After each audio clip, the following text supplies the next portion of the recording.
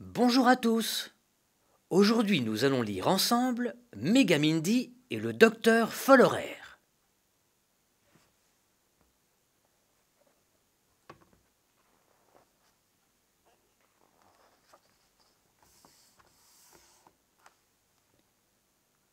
La journée s'annonce passionnante. Le roi et la reine doivent venir en visite au village.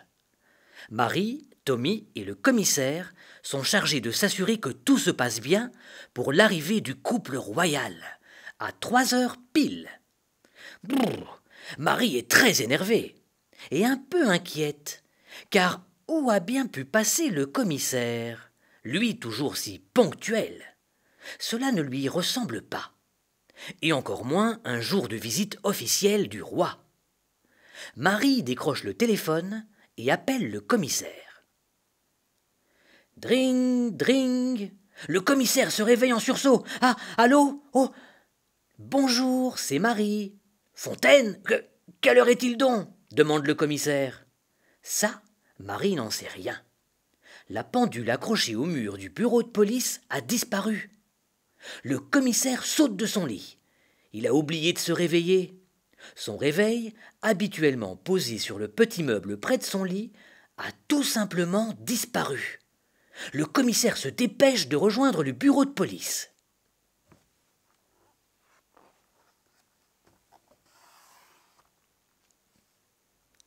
Un cambrioleur m'a volé mon réveil, se plaint le commissaire. Tommy arrive juste lui aussi. Il a pédalé aussi vite qu'il le pouvait. Marie, s'écrie-t-il en haletant, je suis en retard, ma montre a disparu. Puis le téléphone se met à sonner. C'est le boulanger Bart. La pendule de la boulangerie a été volée elle aussi.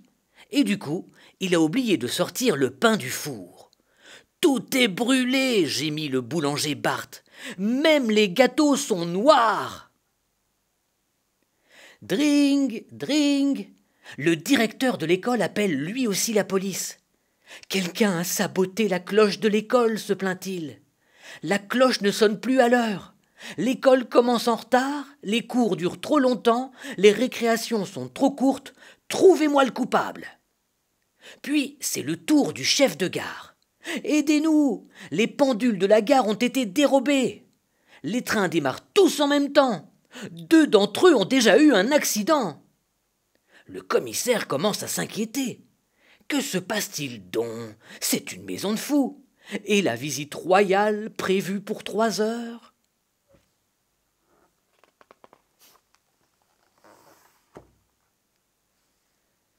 Non loin de là, dans une maison isolée en pleine nature, tic-tac, tic-tac, clic-clac, clic-clac, bang, bang, boum, boum, entend-on résonner dans toute la maison.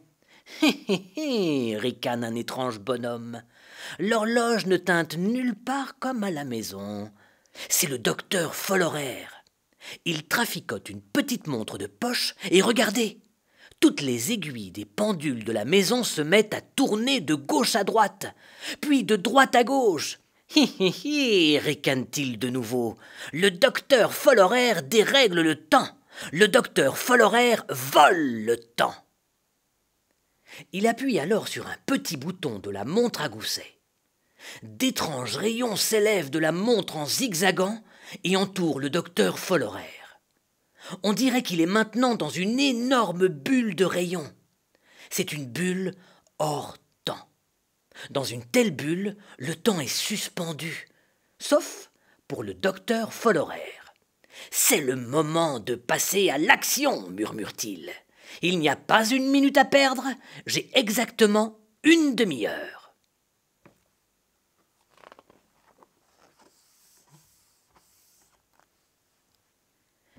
Il y a beaucoup de monde dans la banque.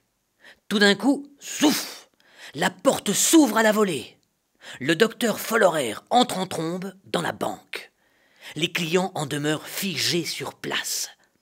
Tous sont prisonniers de la bulle hors temps du docteur Follerer. « Hé hé hé, au travail, cher petit !» dit le docteur Follerer en dévalisant les clients. « Ha ha !» s'esclaffe le docteur Follerer. Cela fait une éternité que je ne m'étais autant amusé. » Et il se dépêche de rejoindre le coffre-fort de la banque. Personne ne fait le moindre geste. Chacun est comme pétrifié, prisonnier de la grande bulle hors temps. Le docteur Follerer ouvre alors le coffre-fort et se remplit les poches. Tic-tac, fait sa montre à gousset. Et maintenant, mieux vaut m'en aller, bougonne le docteur Follerer. Ma demi-heure touche à sa fin.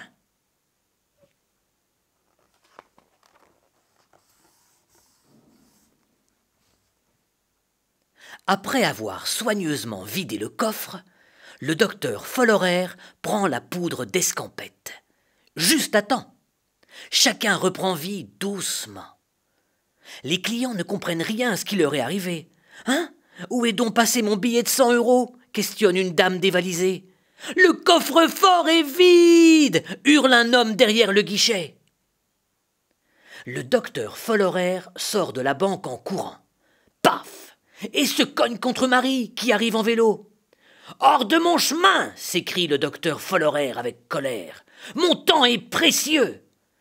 Et avant que Marie n'ait pu se relever, il a déjà disparu. « Quel grossier personnage !» râle Marie. « Tiens, qu'est-ce que c'est que cette chose étrange, là, par terre ? On dirait bien une montre à gousset. Les aiguilles sont cassées. »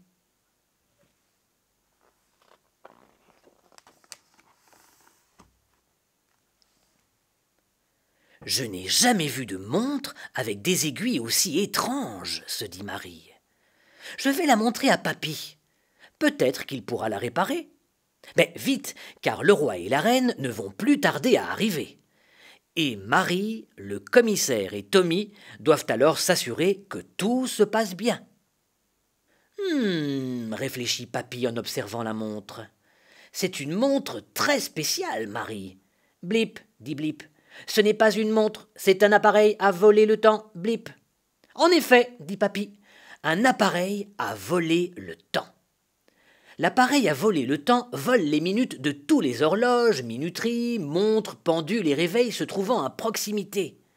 Dès qu'il est chargé, il suffit de le mettre en route et le temps s'arrête pour tout le monde, sauf pour celui qui porte l'appareil à voler le temps.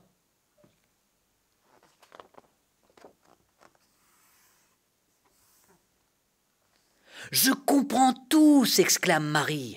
« Quelqu'un a volé toutes les pendules et les montres du village afin de charger l'appareil à voler le temps.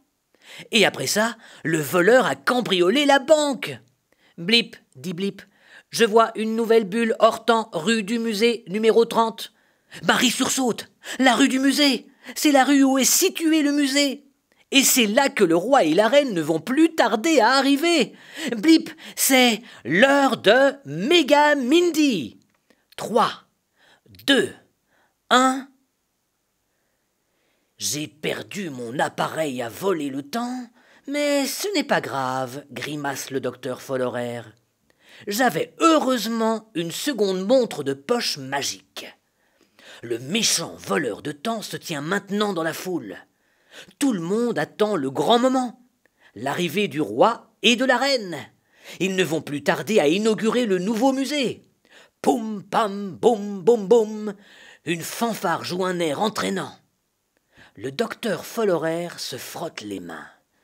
Il a concocté un plan diabolique.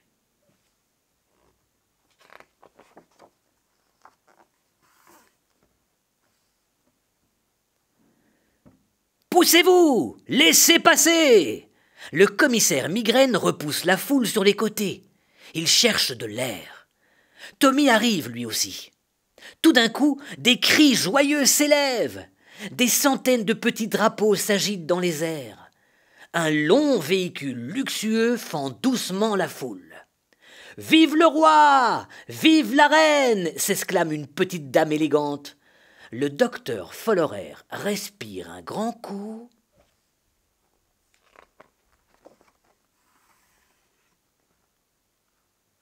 Le roi et la reine descendent de la voiture. Ils sourient et saluent la foule de la main.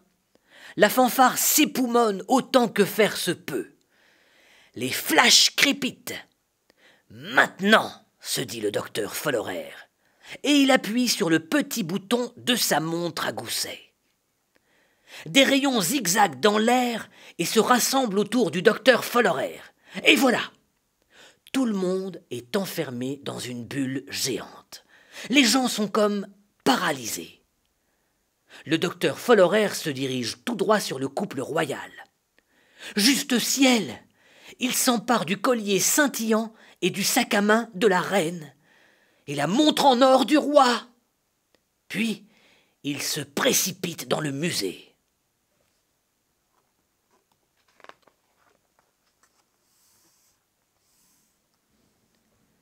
L'air sardonique, il regarde les tableaux accrochés au mur.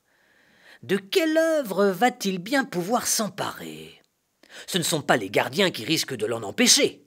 Le docteur Follerer décroche une peinture du mur. « Stop! Qui est là ?» Megamindy apparaît tout d'un coup, tout près du docteur Follerer. « Vous avez 1 minute pour moi ?» demande-t-elle aimablement. « 1000 milliards de 1000 secondes !» s'écrie le docteur Follerer. « Qui es-tu ?»« Je suis Megamindy, » dit Megamindy. « Et toi, tu es un voleur. Et s'il y a bien une chose que Megamindy ne supporte pas, ce sont certainement les voleurs. »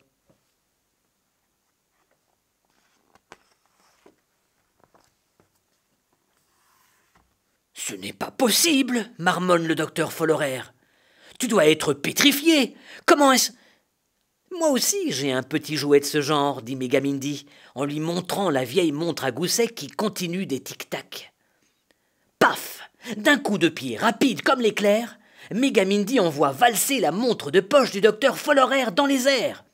La montre se brise alors en 1000 morceaux en retombant. Et maintenant, regardez! Megamindy appuie sur le bouton de sa montre à elle. « Non !» hurle le docteur Follerer. La bulle hors temps éclate.